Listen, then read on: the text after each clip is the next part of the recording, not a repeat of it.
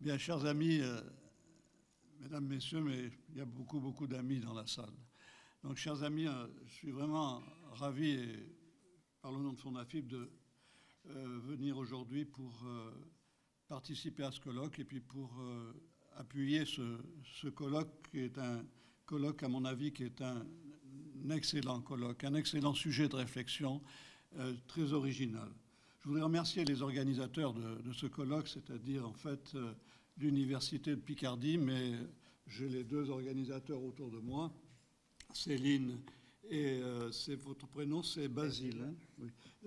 Céline et Basile qui se sont donné beaucoup de mal, je crois, à organiser ce travail-là dans le contexte actuel que nous connaissons tous, qui n'est pas un contexte facile.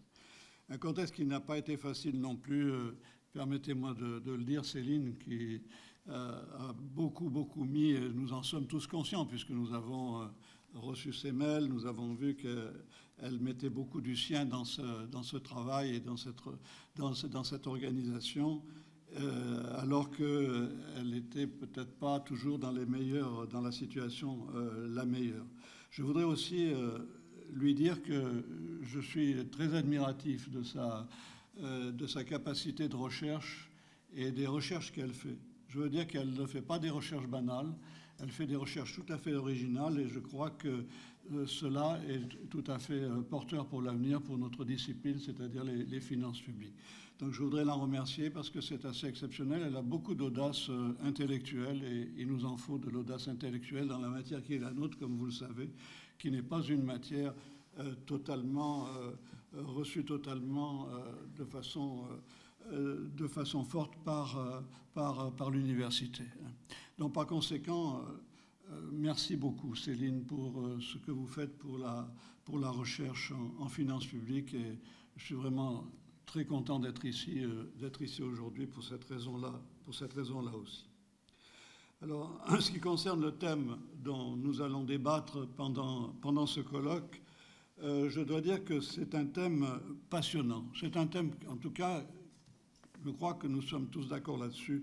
C'est un thème passionnant car, sur le fond, il confronte deux champs. Il confronte deux champs qui sont en pleine mutation. Les finances locales d'un côté et l'État de l'autre, comme vous le savez. C'est un sujet qui est aussi passionnant parce que c'est un sujet fondamentalement politique. C'est un sujet passionnant parce que c'est un sujet de société. En effet, sur la base d'une réflexion sur les finances locales, ce sujet pose des questions dont les réponses sont cruciales, pour l'avenir de l'organisation de notre société. Autrement dit pour l'État, c'est bien notre sujet, autrement dit pour la démocratie, autrement dit du politique et au final de la qualité de la vie quotidienne de chacun d'entre nous. En effet, les finances publiques, qu'elles soient nationales, qu'elles soient locales, qu'elles soient européennes même, sont fondamentalement d'essence politique. Elles constituent le noyau dur et la substance de tous les pouvoirs politiques. Elles en déterminent les finances publiques, elles en déterminent la puissance, mais aussi l'évolution, les changements, les transformations, les réformes. En d'autres termes, le pouvoir financier est la charpente indiscernable à première vue des pouvoirs politiques. Il s'agit là d'un point de vue qui est partagé par de nombreux auteurs. Des auteurs aussi importants pour les finances publiques que Protabas, La Lumière pour qui le fait politique est essentiel, je le cite. Il domine l'ensemble de la réalité financière, écrivait-il. Il en est de même pour Gérard Dehoove, qui écrivait, je le cite également, « La science des finances ne peut se comprendre en dehors du politique. La science financière est politique par nature. » Il est donc indéniable que le droit public financier, la gestion financière publique, mais aussi les théories, les idéologies, autrement dit la représentation que l'on se fait du rôle et de l'importance des finances publiques, exercent une influence considérable sur l'évolution du mode d'organisation des institutions qui constituent le système politique d'un pays. C'est pourquoi leur réforme ne sont jamais de simples aménagements techniques comme on peut le croire. Et comme l'écrivait Gaston Gèze, la plupart des grandes réformes politiques ou sociales ont eu des causes financières. Alors il faut ajouter que les finances publiques sont aussi une excellente clé de lecture de la distribution des pouvoirs et de leur transformation de ces pouvoirs. On peut d'ailleurs constater qu'actuellement, cette distribution des pouvoirs politiques ne reflète pas la complexité du pouvoir financier et vice-versa. Il n'est pas pris en compte, par exemple, le fait que plus qu'une simple compétence financière, c'est un pouvoir qui se diffuse au sein d'une multiplicité d'institutions dont la réalité politique, du coup, n'est pas reconnue. Or, la démultiplication de ce pouvoir, sans lieu de coordination, engendre une cacophonie, une inefficacité, voire une paralysie des prises de décision. Et dans tous les cas, il est à mon sens en tout cas significatif d'une défaillance de la régulation, de notre système de régulation. En définitive, l'inadaptation de l'organisation de ce modèle financier se double d'une inadaptation du modèle politique, faute d'une mise en cohérence du système financier public. Alors, un tel constat en amène immédiatement un second, celui de la pertinence du modèle conceptuel appliqué à l'étude des systèmes financiers publics qui pourrait peut-être bien être devenu anachronique, ce modèle conceptuel. En effet, les phénomènes financiers publics sont toujours des phénomènes complexes. Ils sont le produit, vous le savez, d'interactions de tous ordres, faisant intervenir une grande variété de structures et d'acteurs, ce qui les rend par ailleurs, vous le savez également très bien, très sensibles aux transformations qui s'opèrent au sein des sociétés. Cependant, toutefois, alors que la complexité des sociétés n'a jamais été aussi grande, la manière de les appréhender reste largement unidimensionnelle. On peut constater un certain repliement, soit sur la gestion, soit sur le droit positif, soit sur l'économie. On est en présence d'un mode de pensée en silo qui se part des habits de la science, mais d'une science qui ne relève que de l'imaginaire, en fait.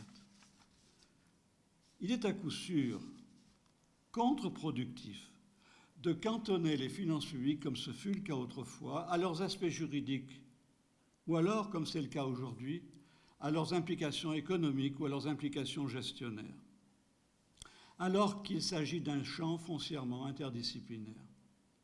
Une démarche plurielle est d'autant plus importante que dans le champ qui est le nôtre, règne une culture du calcul rationnel avec les fausses certitudes que cette dernière véhicule lorsque l'on perd de vue la relativité des interprétations des faits de société, lorsque l'on n'en appréhende pas encore une fois leur complexité.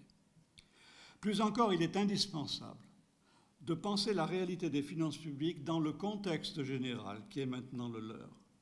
Je veux dire celui d'un monde en transition, fragilisé par des crises successives depuis les années 1970.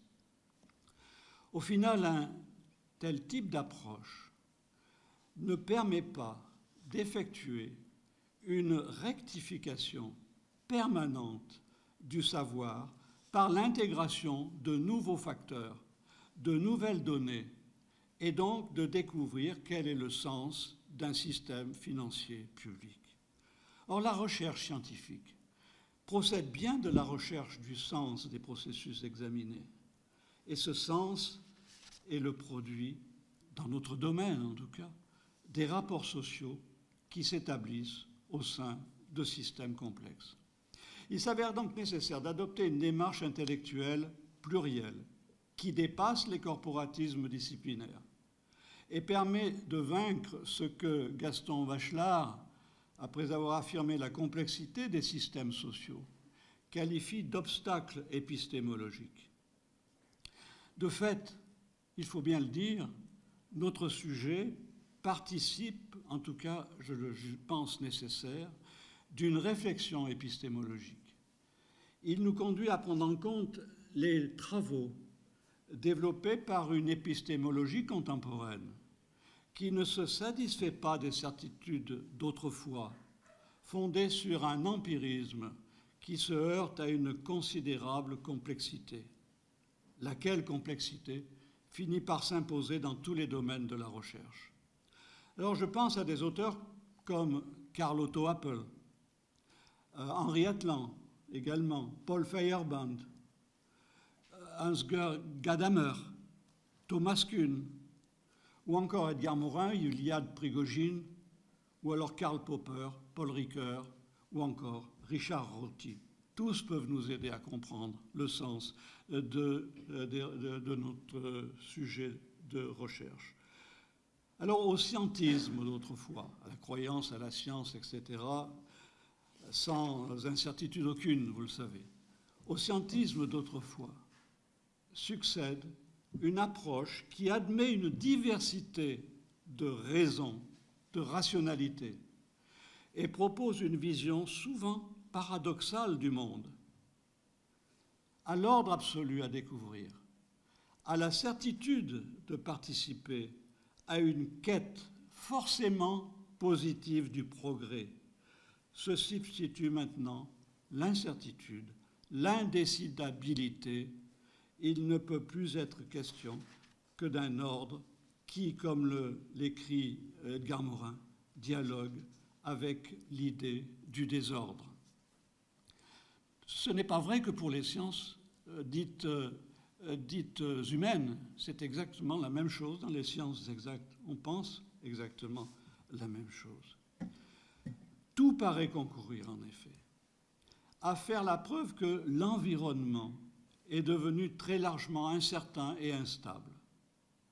Toutefois, s'il était fait une application simpliste, triviale, d'un principe d'incertitude, aucune recherche ne pourrait plus s'envisager, vous le comprenez bien. Autrement dit, la certitude de l'incertitude apparaît tout à la fois contradictoire, mais aussi stérilisante pour la recherche. Donc c'est la raison pour laquelle, pour dépasser ce dilemme, il apparaît pertinent de s'appuyer sur une base reconnue comme provisoirement, comme déjà là. En fait, comme le souligne Paul Jorion, il est nécessaire de stabiliser une grille de lecture du système. Hans Gadamer appelait ça une préinterprétation, peu importe.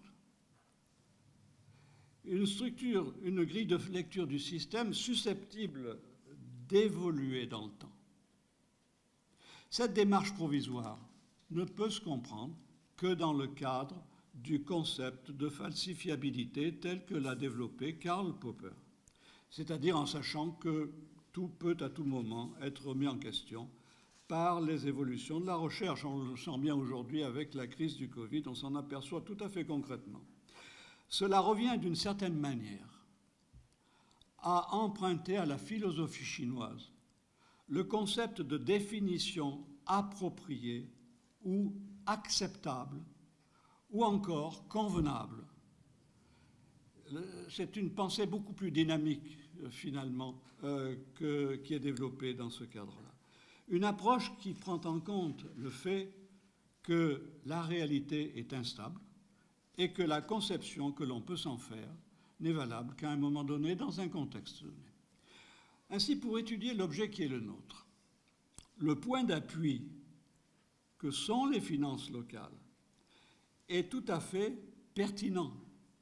En effet, leur modèle, qui est en pleine transformation, est un excellent analyseur d'un modèle politique resté inachevé depuis la déconstruction progressive de l'État, commencée il y a maintenant, disons, plus de 40 ans. Les formes prises par la décentralisation financière ont joué et continuent à jouer un rôle clé dans ce processus. De ce fait, les finances locales sont tout à la fois révélatrices des mutations de l'État, mais aussi actrices de ces mutations. Elles ont longtemps été tenues pour secondaires, ces finances locales. Mais depuis une quarantaine d'années, la place essentielle qu'elles occupent dans les finances publiques, même si le niveau des dépenses locales n'est pas aussi élevé que celui de l'État ou que celui de la sécurité sociale, bien sûr, mais l'influence qu'elles exercent ou peuvent exercer sur l'économie nationale ont été maintenant largement admises. Elles se sont tout de suite trouvées au cœur des mutations de l'État. Non seulement elles ont subi elles-mêmes des transformations radicales, mais elles ont été des dispositifs clés de la transition vers un nouveau modèle économique et politique. Et elles peuvent encore l'être, à mon sens, mais j'y reviendrai demain sur ce point-là. Alors, je crois que notre colloque, il est bienvenu. Il est bienvenu car il s'agit d'identifier de façon claire et précise eh bien, les facteurs qui rentrent en jeu dans les rapports entre l'État et les collectivités locales et dans les transformations, par conséquent, de l'État, mais aussi des collectivités locales, puisque vous êtes, Céline, dans une forme de pensée tout à fait adéquate pour cela, c'est-à-dire dans une pensée dynamique et plurielle, je crois. Donc, par conséquent, je crois que la pluralité des intervenants de ces deux journées va nous permettre d'identifier cela de façon la plus pertinente qui nous est possible de le faire, avec, évidemment, comme je l'ai dit, toutes les incertitudes qui pèsent encore sur la recherche et sur nos recherches en particulier. Merci beaucoup. Pardonnez-moi d'avoir été aussi long. J'ai essayé de tenir dans les minutes, mais je crois que j'ai encore dépassé une fois de plus. Merci encore.